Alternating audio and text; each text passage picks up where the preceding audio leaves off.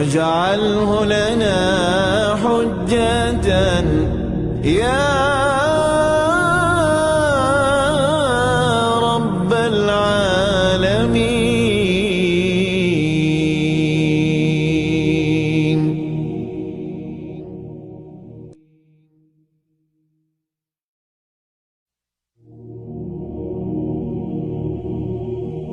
اللهم ارحمنا بالقرآن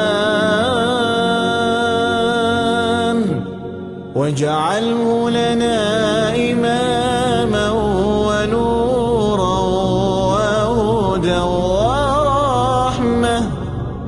اللهم ذكرنا منه ما نسينا وعلمنا منه ما جهلنا وارزقنا تلاوته آناء الليل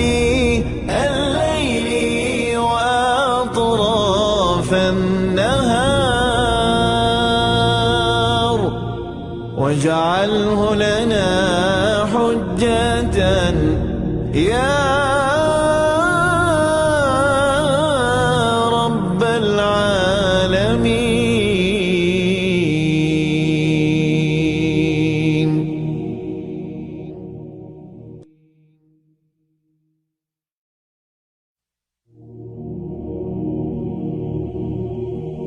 اللهم ارحمنا بالقرآن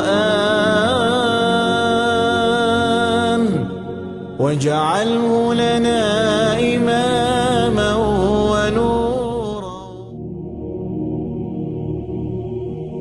اللهم ارحمنا بالقرآن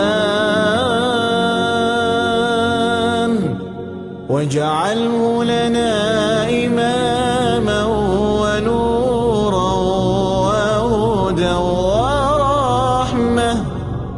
اللهم ذكرنا منه ما نسينا وعلمنا منه ما جهلنا وارزقنا تلاوته آناء الليل وأطراف النهار واجعله لنا حجة يا رب العالمين. السلام عليكم ورحمة الله وبركاته. أعوذ بالله من الشيطان الرجيم. بسم الله الحمد لله والصلاة والسلام على رسول الله وعلى آله وصحبه أجمعين. Ang papuri kay Allah subhanahu wa ta'ala, ang siyang tunay at tanging nag-iisang Diyos, at naway ang kanyang pagpapala, kapayapaan, pagpugay ay mapasa ating mahal na propeta Muhammad sallallahu alaihi wasallam. Allahumma taqabbal siyamana wa qiyamana innaka antas samiul alim. O Allah, tanggapin mo ang aming pag-aayuno, ang aming mga sala, tunay na ikaw ang nakaririnig at nakakabatid ng lahat-lahat. Amin. Bigat ng taong nag-aayuno dahil ikaw ay kumain dun sa huling oras bago ka mag-imsak o tumigil sa pagkain. Yun ang baraka. Yun ang baraka. Sapagkat kung wala kang sahur at katotohanan, nagiging dahilan to ng iba na pag gumising sila ng let's say 6 o'clock na, hindi nakapagsahur, nabubulungan sila ng syaitan na huwag ka na mag-fasting kasi hindi ka nagsahur, hindi mo kaya. Pero hindi yun ang marapat.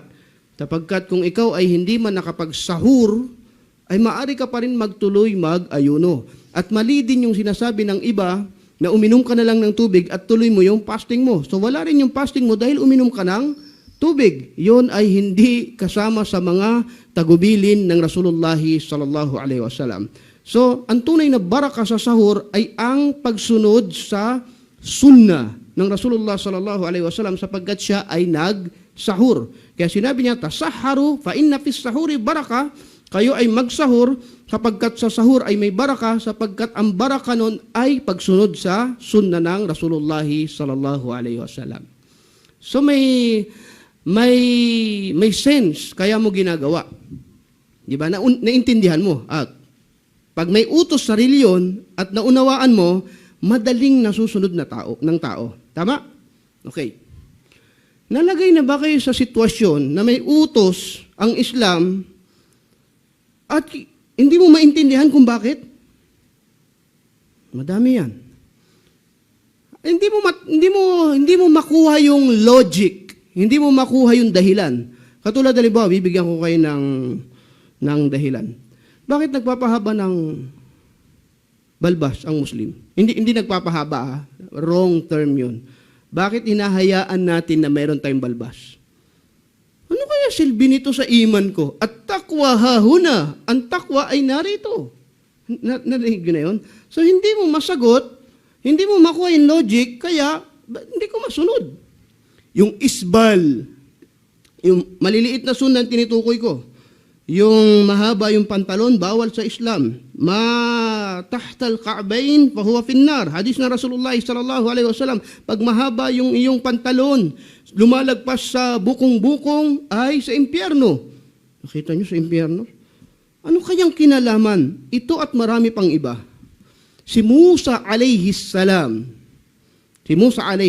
nang marinig niya ito sa mga tao, ang sabi niya, a'udhu billahi an akuna minal jahilin. Nagpapakupkup ako kay Allah na mapabilang ako sa mga taong mangmang sa reliyon. At may kinalaman dyan ang kwento na tatalakayin natin. Si Allah subhanahu wa ta'ala ay nagwika, nahnu naqussu alayka ahsanal qasasi bima awhayna ilayka hadal Qur'an wa in kunta min qablihi laminal ghafilin. Tunay na kami ay magkikwento sa inyo ng pinakamagandang kasaysayan na ipinababa namin sa iyo, Muhammad sallallahu alaihi wasallam, diyan sa Quran na yan, na anong una ay hindi mo ito nalalaman. Isa sa mu'jiza, isa sa milagro ng Rasulullah sallallahu alaihi wasallam, bigla siyang nagkwento ng detalyadong kwento ng mga propeta o mga ulat na hindi alam ng mga tao. Nakuha niyo yun? Saan galing ito mga kinikwento ng Rasulullah sallallahu alaihi wasallam? Inisip lang niya? Hindi. Ito ay ipinababa ni Allah subhanahu wa ta'ala. Wa kullan naqussu alayka min anba'ir rusul ma nuthabbita bihi fu'adak wa ja'aka fi hadhihi al-haqq wa maw'idatun wa dhikra lil mu'minin. Itong mga kwento na ito mula sa mga sugo ni Allah subhanahu wa ta'ala ay para maging matatag ang iyong puso. Ito yung sinabi natin kahapon, yung mga binabanggit natin kasaysayan, kwento, may dahilan. Ito kasi yung sayang eh. Halimbawa, nagkwento tayo ngayon, Suratul Baqarah. Tapos nag-enjoy tayo, tawanan, and then di natin nakuha yung lesson. Wala. Failure. Pero dapat makuha natin yung aral sa bawat kwento na ating babanggitin. Ngayon, ang pag-usapan natin, insyaAllah, ay ang Baqarah. Pero bago yan, gusto ko kayong bigyan ng background sa Suratul Baqarah. Ang binabasa natin ngayon, by the way, ng Imam, ay Suratul Baqarah. Ang Suratul Baqarah ay ang pinakamalaking sura, kabanata sa marangal na Quran. Mahigit 2 juds, 2 juds at kalahati. Ang Quran ay 30 juds. So yung 2 at kalahati ay nandito na sa Baqarah. Laki, no? Taas kamay ang memorize ang Baqarah. Alhamdulillah, of course, wala. Pero ito'y ginagamit nila sa sala ng Rasulullah sallallahu alaihi wasallam. Isang raka'a. Tayo ngayon ay 1 page ng Baqarah kada isang raka'a. Sila ay nagsasala ng Suratul Baqarah sa isang raka'a. Nakita nyo kung anong pagsamba meron tayo ngayon? Ang Baqarah ay tinatawag na Madani. Pag sinabing Madani, nahahati kasi sa dalawa ang mga sura. Madani at Makki. Ang ibig sabihin ng Makki, from the word Makkah, na ito ay ipinababa sa Makkah. Kung mag-aaral tayo ng talambuhay ng Rasulullah sallallahu alaihi wasallam, ay nagkaroon ng hijra, migration. Originally, sila ay mula sa Makkah at lumipat sa Madina. Of course, alam nyo to. 13 years sa Makkah at 10 years sa Madina, total of 20. Alhamdulillah. Effective yung iftar natin. So 23 years na Rasulullah sallallahu alaihi wasallam, 13 doon ay Makkah. Kaya hinati dito ang surah. Ang surah ng Baqarah, ang laki-laki niya, ito ay sa Madina, Madani, at hindi sa Makkah. Take note gusto nating maramdaman kung ano ang mga lihim na katotohanan dito sa Baqarah. Hindi lihim, kung ano yung dapat nating maunawaan. Pag sinabing Madani, sabi ng ating mga ulama, ito daw ay halos 30% na lang ng Quran na ipinababa. Bakit? Karamihan talaga ay puro Makki, sa Makkah.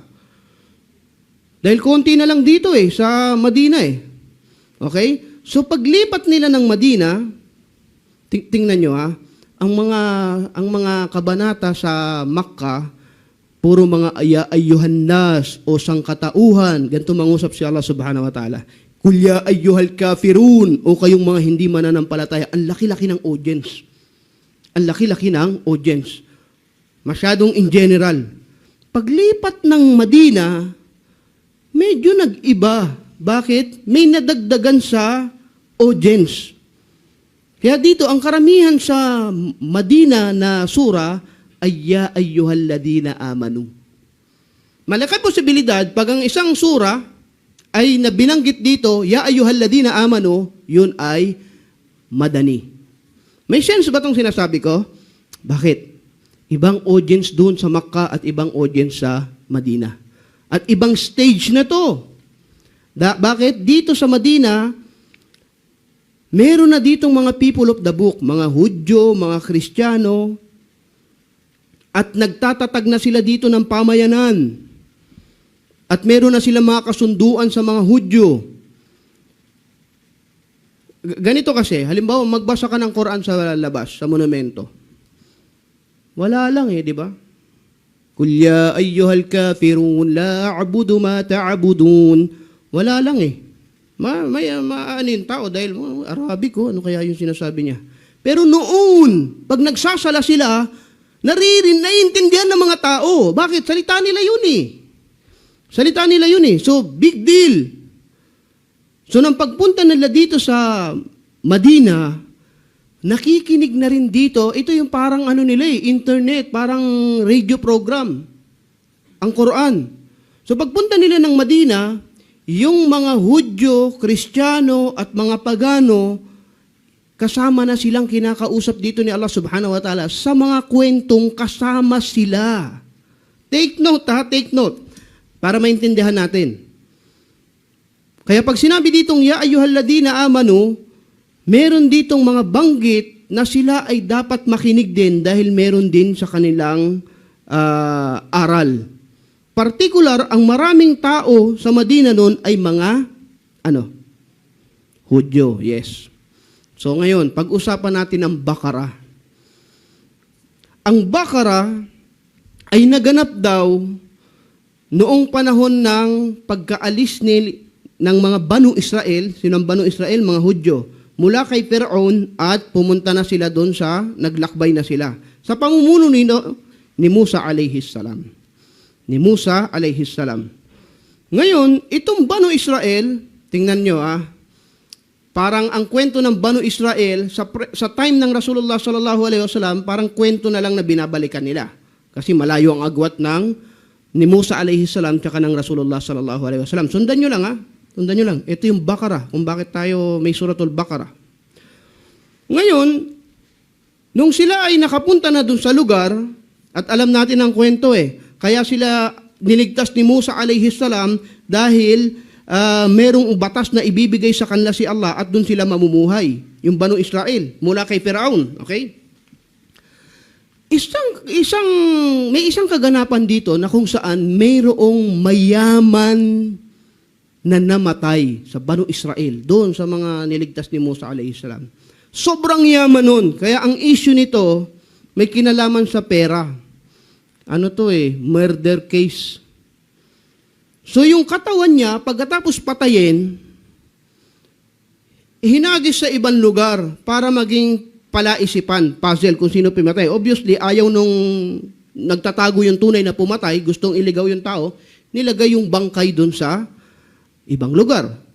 Okay? Nang matuklasan nila, namatay si ganito, yung mayaman. Kaagad nilang naisip, kailangan ma-resolve ang kaso na ito. Bakit? Dahil maraming may interest dun sa kanyang kayamanan. Siyempre, kung yung kadugo niya yung pumatay na supposed to be may mana, matatanggalan ng mana. Di ba ganyan sa mga teleserye? Pagka mayayaman talaga namamatay, pinag-uusapan yung mahirap kahit na namatay dyan, dadaanan lang So itong mayaman na ito, nagkakagulo yung mga Hudyo, yung mga Banu Israel, anong gagawin natin? Kailangan imbestigahan, kailangan ganito. May nagsuggest na isa. Ba't liton-lito tayo kung anong gagawin? Samantalang wafina Rasulullah. Meron tayong kasamahan na sugo ni Allah. Kalimutan niyo ba? Si Musa alayhi salam. Yung sa kanya natin ikonsulta. Tiyak niya malalaman niya kung sino pumatay. So sa madaling salita, pumunta sila kay Musa alayhi salam at doon nila sinabi ang kaso. Sabi nila, Musa, kailangan naming malaman kung sino pumatay dun sa mayaman na yon. Para mabigyan kami ng linaw, sino bang magmamana, yung kayamanan niya, kanino mapupunta. So pera pa rin ang ugat. Anong sabi ni Musa alayhi salam? Sabi niya, okay. At si Musa alayhi salam ay kalimullah. Pag nagdua siya, para siyang online kay Allah. Subhanallah. Kinakausap siya ni Allah, kalimullah. Kinakausap siya palagi ni Allah. Okay, sabi niya, sasabihin ko kay Allah yan. At tinawag niya, may solusyon na. Ano yun? Sabi niya, Qala Musa liqaumihi, inna Allah ya'murukum an tadbahu baqara. Ito na solusyon para malutas yung murder case. Si Allah ay inuutusan kayo na kumatay ng baka. Alam niyo sagot ng mga Banu Israel, qalu atattakhiduna huzwa? Musa, niloloko mo ba kami? Seryoso kami dito? Anong koneksyon ng baka para malaman namin kung sinong pumatay dun sa mayaman na yon? Huwag mo nga kaming biruin, huwag mo kaming likuin, seryoso kami. Ano sabi ni Musa alayhi salam? Qala a'udhu billahi an akuna minal jahilin. Sabi niya, nagpapakup-kup ako kay Allah na mapabilang ako sa mga mangmang. Pero, inna Allah ya'murukum. The fact na sinabi na si Allah ay inuutusan kayo, kumatay ng baka, kung marami kang question, may sakit ang puso mo, mahina ang pananampalataya mo, ito na ang tao. Question ng question. Wala tong kinalaman. Tulad ng marami natin reklamo ngayon sa utos sa pagdating sa reliyon. Tama, di ba? Kumain ka sa kanan, kamay, hindi pwede sa kaliwa. Ano ba itong pati pagkain ko pinakikialaman? Yung damit mo bro, may larawan, bawal yan sa Islam. Etc. Question dito, question doon pagdating sa reliyon. A'udhu billahi an akuna minal jahilin. Magpakup-kup tayo kay Allah na mapabilang tayo sa mga mangmang. So sabi ni Musa, yun ang utos ni Allah subhanahu wa ta'ala. Sabi niya, okay. Sabi ng mga Hudyo, ng mga Banu Israel, qalu ud'u lana rabbaka yubayyin lana ma hiya. Sige, sabihin mo sa Panginoon mo, tingnan niyo yung asal. Niligtas sila, marami nang nakita tong himala at milagro. Sila yung tinawid sa dagat, hinati ni Musa alayhi salam yung dagat. Pagkatapos ganito sila magsalita, sabi nila, Musa, sabihin mo nga sa Panginoon mo, subhanallah, parang hindi niya Panginoon. Musa, sabihin mo nga sa Panginoon mo kung anong baka yung gusto niya ipakatay. Kung anong uri ng baka. Qala innahu yaqulu innaha baqaratun la faridun wala bikrun awanun bayna dhalik faf'alu ma tu'marun. Ito ay baka na hindi masyado matanda at hindi masyado bata, hindi pa na kayang manganak, yung sa pagitan nila. At sundin nyo na kung ano yung inuutos sa inyo. Kasi in the first place, nung sinabi magkatay na baka, kuha ka na lang ng baka, di ba? Katayin mo. Pero hindi, ano ba yung baka na yun? Sinabi ngayon yung edad, hindi masyado matanda at hindi masyadong bata. Sagot na naman sila, Musa, Qalu ud'u lana rabbaka, sabihin mo nga sa Panginoon mo. Tingnan niyo yung asal. Yubayyin lana ma launuha. Tanong mo nga kung anong kulay. Kung anong kulay ng baka. Qala innahu yaqulu innaha baqaratun safra. Faqi'un launuha tasurrun nadirin. Kanina edad, ngayon kulay. Ang sabi ni Allah subhanahu wa ta'ala, sige, yaman din lamang nagtatanong kayo ng kulay. Sige, ang katayin niyong baka ay ang maliwanag na dilaw. Safra. Tasurrun nadirin. Masayang tingnan. Kailangan yung kulay na yun, yung magtumitingin, sumasaya yung pinahirap nila yung buhay nila eh. Kailangan yung baka nakakatayin nyo, yung pag tinignan nyo, masaya tingnan. Okay. Hindi masyado matanda, hindi masyado bata, yung kaya pang manganak. And then, yung kulay, maliwanag na dilaw, pag tinignan ng ibang tao, sasaya. Okay? Anong tugon nila? Qalu ud'u lana rabbaka yubayyin lana ma hiya innal baqara tashabaha alayna. Musa, sabihin mo nga sa Panginoon mo, iliwanagin kung anong baka, kasi ang baka dito magkakapareho, nalilito kami. Ano ba talagang gusto niyang baka? Wa inna insya'Allahu lamuhtadun. Tapos tsaka namin kakatayin. Simple lang na mausapan dito eh. Ano ba talagang baka yun? Wala namang nire-required sa kanila. Sabi, katayin na kung ano gusto katayin. Qala innahu yaqulu innaha baqaratun la dalulun tathirul arda wa la taskil harat musallamatun la siyata fiha. Ito daw ay ang baka na hindi pa nagamit katulong pananim. Humirap na ng mahirap. Hindi pa naitulong sa pagpananim at hindi pa nakatulong sa pag-iigib ng tubig. Hindi pa nagamit sa pagsasaka sa panananim. At walang kapintasan sa kanyang mga katawan, bahagi. Humirap na, komplikado na. Edad, kulay, kung anong gawain ng baka, ano sabi nila? Qalu al-ana ji'ta bil haqq fadabahuha wa ma kadu yaf'alun. Ayun. Ngayon, yan nasabi mo na, maliwanag na ngayon. So alam na namin kung ano yung kakatayin namin. Wa ma kadu. Muntik nila itong hindi magawa. Ang pinakikita dito ay ang ugali ng mga tao na kung ano yung utos na madali, gagawing komplikado. Relate? Gagawing mahirap, komplikado. In the first place, kung gusto sumunod ng puso mo, susundin mo eh. Madalas ito matatagpuan nyo sa taong may sakit ang puso, yung ayaw naman talagang sumunod at nagdadahilan. Tulad ng sala, o magsala ka. Oo, maraming tanong tungkol sa sala, pero yung taong, tingnan nyo to tingnan Sharia ni Allah. Yung taong nag-Muslim at walang kaalam-alam sa sala, kung ano lang yung kaya niya, pwede na, di ba? Required ba sa taong nagsyahada ngayon, basahin mo mamayang Fajr, Suratul Baqarah? Hindi eh. Subhanallah nga lang ang alam nun, tsaka alhamdulillah eh. Kung yun lang ang ginawa niya sa gabi, pwede na yun. Tatanggapin na yun ni Allah. Pero kung question siya, di ko alam yan, ba't ganun, ano bang susuotin ko, saan ba ako harap, may wala akong carpet, wala akong tamar, di ako makapag-fasting. Narinig niyo yun? Walang tamar, di makapag-fasting. So, napakaraming reklamo ng tao at may kahalintulad dito yun sa ugali ng mga taong ito. Pero, ang aral dito, yung binanggit natin kanina, may mga hindi talaga tayo alam sa ating reliyon. Pero, pag nag-aaral ka sa reliyon, ang pinatutunayan mo kung sino nag-utos, di ba? Siyang hinahanap mo. Pag napatunayan mo, ito ay galing kay Allah at galing sa kanyang sugo, anong asal ng mga mananampalataya? Suko. Kaya tayo tinawag na Muslim. Subhanallah. Pero kung question, lalabag at magdadahilan, ayaw sumuko nun at hindi pa yun ganap na nananampalataya. Patawarin nawa tayo ni Allah subhanahu wa ta'ala. So bukas inshallah, itutuloy natin kung nakatay ba nila yung baka o hindi at may paabutin tayo ni Allah subhanahu wa ta'ala bukas. Barakallahu fikum, jazakumullahu khairan wa sallallahu ala nabiyina Muhammadin wa ala alihi wa sahbihi ajma'in. Wassalamu alaikum wa rahmatullahi